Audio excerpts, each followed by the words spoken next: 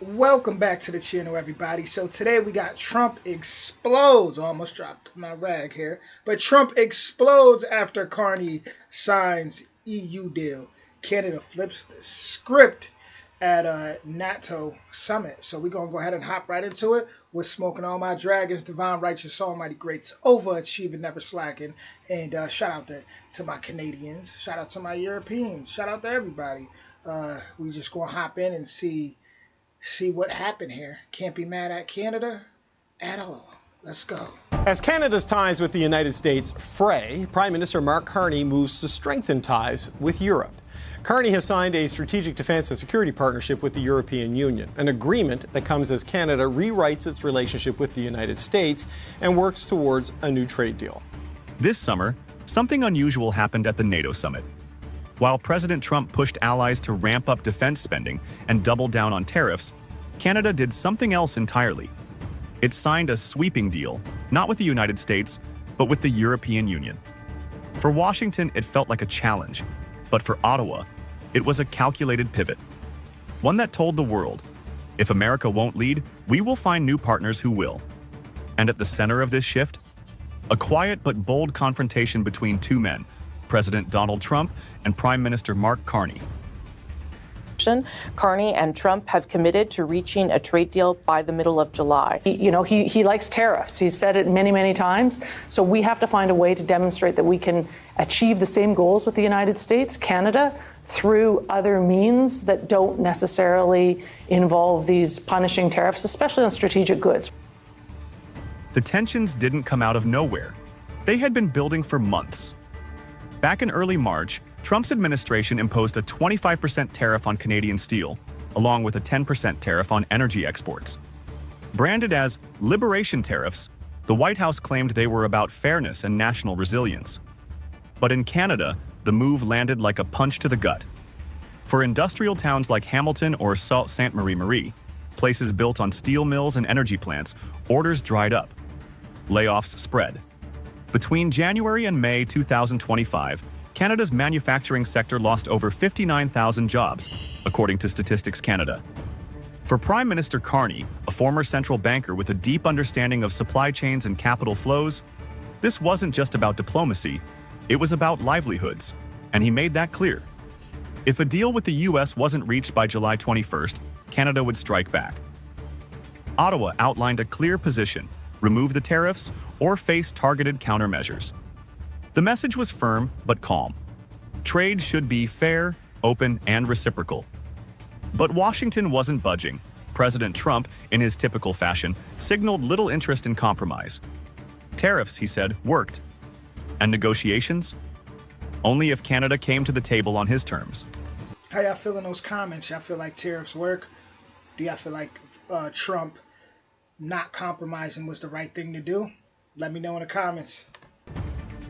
We are going to build trading relationships with like-minded partners, reliable partners, partners that are aligned with our values. It begins here. So Carney pivoted, fast and deliberately. Days before the NATO summit in The Hague, he landed in Brussels and signed a strategic security and economic partnership with the European Union.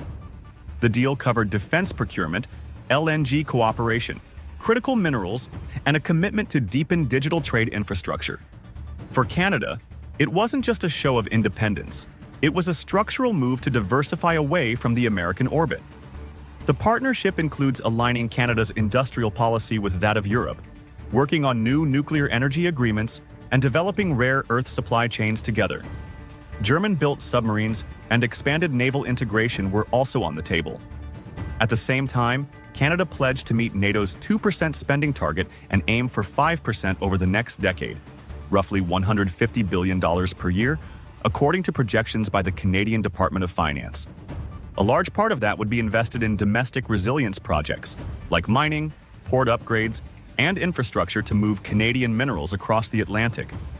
The goal? Reduce dependence on both the US and China, strengthen ties with Europe, and signal to Washington that Canada isn't waiting for permission to modernize. In Brussels, Carney stood shoulder to shoulder with EU leaders, echoing shared values: open trade, defense cooperation, rule of law. The optics were unmistakable. Back in Washington, officials didn't say much. But for those watching closely, the silence said it all. The Canada-EU deal wasn't a spontaneous reaction. It was months in the making, but its timing, just weeks before the US-Canada trade deadline, was no coincidence. As Carney tightened ties with Brussels, Trump doubled down on his tariff campaign. No mention of exemptions, no movement on steel or energy, just more pressure. But for Trump he's standing firm on his mission. He has a mission, and he's had a mission, and he's not budging. He's like, listen, my way or the highway. That's how it feels like his energy is towards Canada.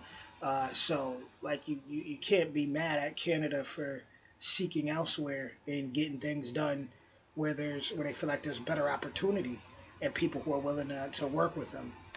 For Ottawa, this wasn't about retaliating with rhetoric. It was about reshaping the map. And while Washington may have underestimated Carney's quiet resolve, the next few weeks would test that strategy, day by day. Because in 30 days, the clock would run out. Did you pick the 2029 review because Donald Trump will be out of office? Will he be out of office? Oh, in January, I didn't yes. realize that. Okay. Look, it's a natural time to review. We'll have enough information at that point. This June, President Trump stood at the NATO summit and claimed a major win. He had pushed America's allies to raise their defense spending to 5% of GDP, and they agreed. It was the kind of stage Trump thrives on, bold, loud, and all eyes on him. But while the spotlight stayed on Washington, something else happened. Canada, led by Prime Minister Mark Carney, quietly charted a different path. Not through confrontation, but through alignment. And it could reshape North America's economic future. To have maximum spillovers, like benefits in Canada of that spending to get jobs and others. Trump entered the NATO summit with a singular message: pay up.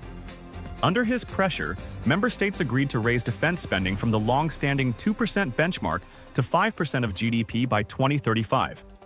It was the headline he wanted. It echoed across U.S. news cycles. He framed it as a victory for American leadership and his own deal-making skills. But while Trump was praising NATO's commitment, Canada was making another move. These glasses destroyed a multi-billion. I don't know why people underestimating Canada. You know, it's a classic tale. Underestimating an opponent you think is weaker. Part of the reason why we're cooperating more closely with the Europeans. Carney wasn't just there to shake hands. He was there to signal a shift.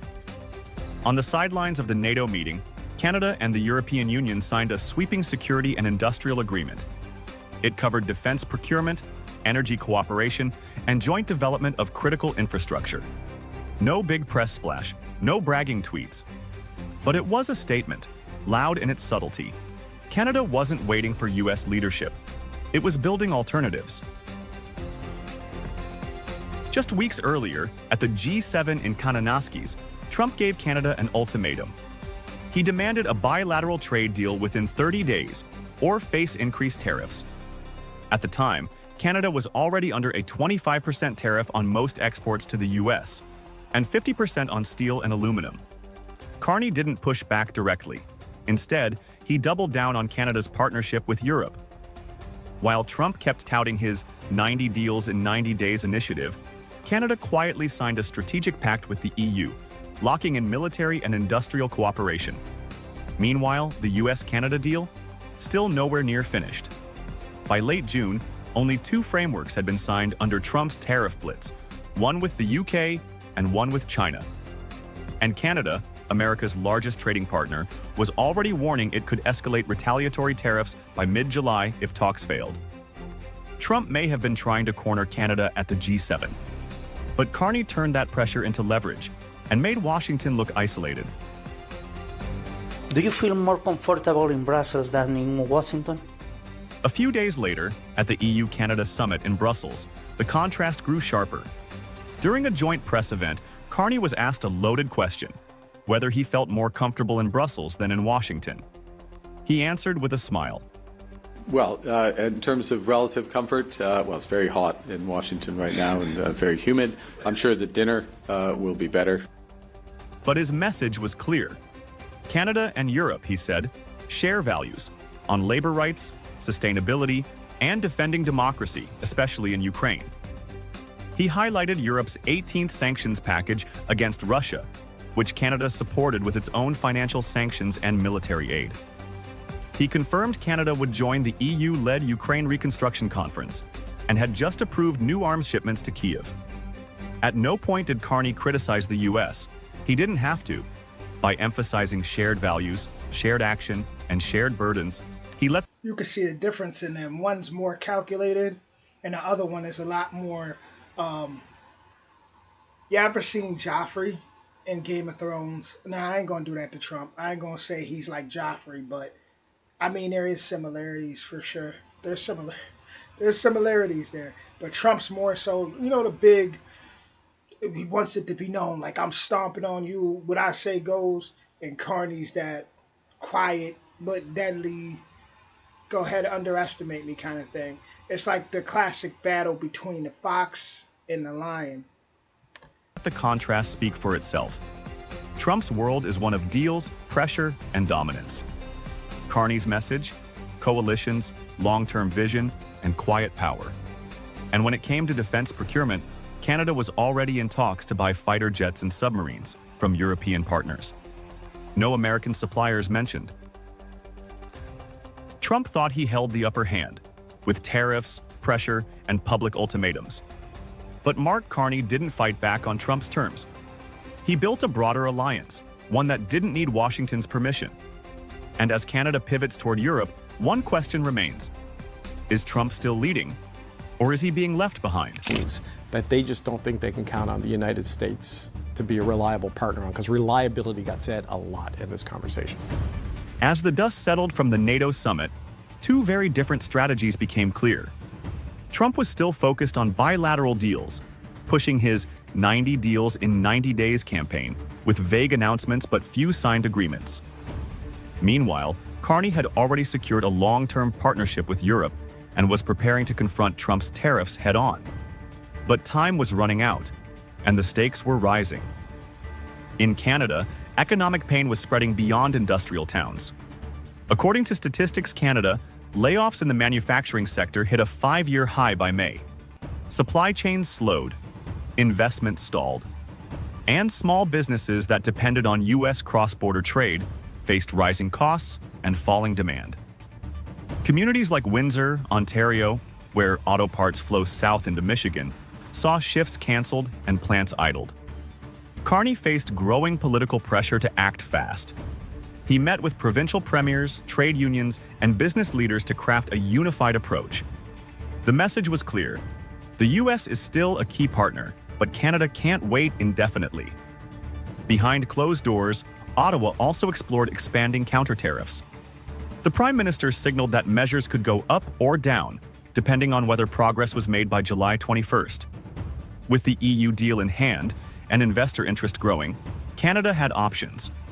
European institutions, including the European Investment Bank and private pension funds, were reportedly eyeing Canadian infrastructure bonds, an indirect buffer against American pressure. Carney wasn't bluffing.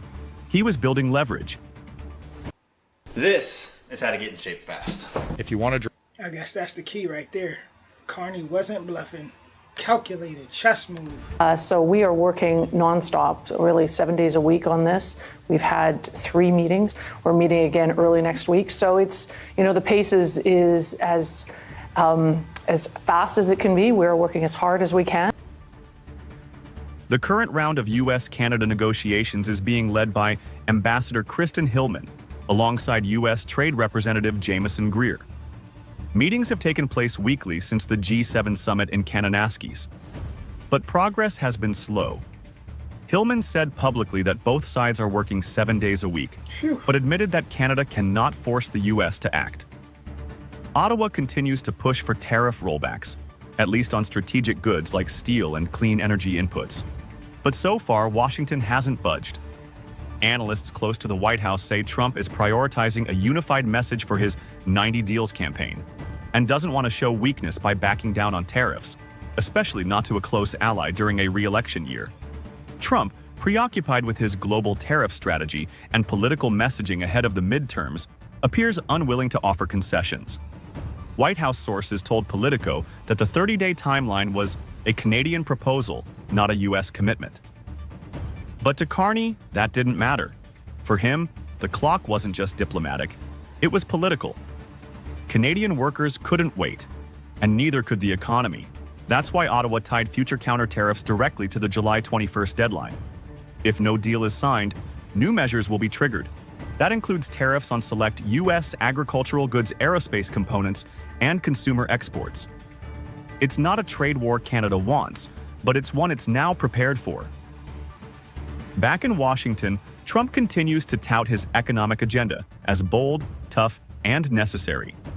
He claims tariffs are winning leverage, that America's partners will fall in line. But Carney's approach is changing the equation. By securing a new strategic anchor in Europe, Canada is no longer playing defense. It's writing a new playbook, one where American dependence is no longer assumed. With just weeks to go, both countries are watching, waiting, and preparing their next moves. Because whether a deal is signed or not, the US-Canada relationship is no longer what it used to be. And no matter how this ends, one thing is clear. Mark Carney didn't wait for Trump to change his mind. He changed Canada's direction. Mark Carney seems like I said, a very calculated, intelligent man who he might be a couple plays ahead. He on Trump tail, you know. Trump turned this way, he got something to counter that. But now, once again, now that he's did that partnership with Europe, like they said in the video, it's no longer on defense. At the end of the day, listen, Canada, we can all, no matter what happens, we as Americans have to admit and have to say Canada never wanted a trade war. They didn't want this. They voiced that as much as possible, that they didn't want things they didn't want to be at odds with America. If Trump pulls off whatever it is he wants to pull off, pretty much making people fall in line, then there's a lot of Americans that they already worship him, but there's a lot that are going to, pretty much deify the man. Like he's going to be like their god, seriously. If whatever he accomplishes, people lose it, a lot of people. But then there's that other end where if he falls and he starts to fail, then Americans start to see that, then they're going to be like, oh man, we're in trouble. No more this ally gone. Then they're gonna freak out. It's gonna be a serious freak out for a lot of people. If Trump was to fall, because then they're gonna look at the damage that's been done, and if you're not self-sufficient and you don't have your own thing going on, and you can't really survive. Ooh, it's not going to be easy out here. That's all I'm gonna say. It's not easy now for a lot of people. It's going to be easier for the wealthy, for the wealthy. So, but man, Canada, can't be mad at them. If something were to happen to you, and you go to and someone that you're allied with, or someone you're a business partner with. If they don't want to compromise, right? Let's just go to your personal life. If they don't want to compromise, and so what's anybody going to do? They're going to go and seek other business partners, other allies. So can we demonize Carney for that? Can we demonize his administration for that? Can we vilify Canada for that? Can we look at Canada as the enemy for that? Because it seems like they've been trying, and one key thing that I keep hearing is that element of we didn't want this to happen, we didn't want it to go this far with America, we didn't. They've made songs about it that I've reacted to. Literally made songs about not wanting it to go to any of this extent, but a lot of people are pissed off at Americans just for voting for Trump. Yeah, a lot of people are pissed off, and they're just at the point of it is what it is. I got people on here who call me the enemy, even though I don't even vote, as far as like I'm what you call an independent. I don't trust the system. It is what it is. You can look at me crazy for that. For not trusting the system, not trusting the polls, not trusting any of that. I mean, I get why people could say, "Oh, but you have the right to change things." And well, my personal life, this country or corporation has brought me to a point where I lost all belief in this in their game, and I choose not to play. So if that makes me stupid, so be it. I've been treated like that. I mean, when you look at the history, I don't even want to dive into that, but there's a reason a lot of us in my generation just don't believe in this system anymore and don't want nothing to do with it. We'd rather just work on being self-sufficient. Simple. But so no matter what, if a zombie apocalypse happened, we got our own little cabins and stuff to go to and hide out. Like that's where we're at. That's where we're at this point. If a war pop, like it's come on, man. It's not like they ain't feed that to us, to our subconscious, our whole lives through entertainment. So once again, don't judge us for that either. But with that being said, y'all let me know what y'all think in the comments. I'll be back with more soon. If you enjoyed this reaction, don't hesitate to hit that like, that subscribe, that notification for more. Much love.